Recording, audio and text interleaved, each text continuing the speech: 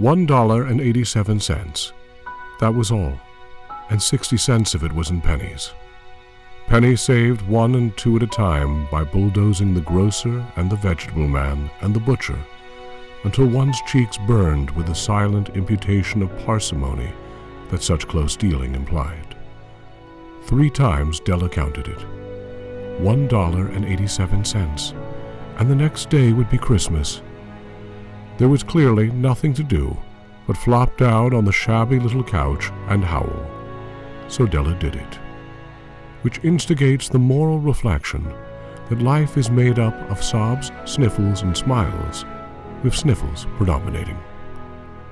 While the mistress of the home is gradually subsiding from the first stage to the second, take a look at the home. A furnished flat at $8 per week, it did not exactly beggar description, but it certainly had that word on the lookout for the mendicancy squad.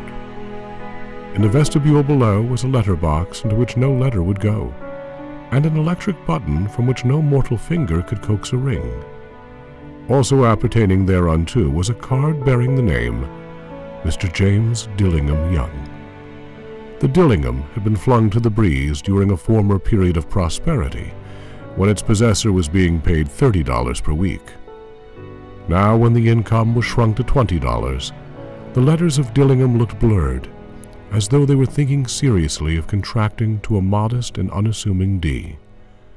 But whenever Mr. James Dillingham Young came home and reached his flat above, he was called Jim, and greatly hugged by Mrs. James Dillingham Young, already introduced to you as Della, which is all very good.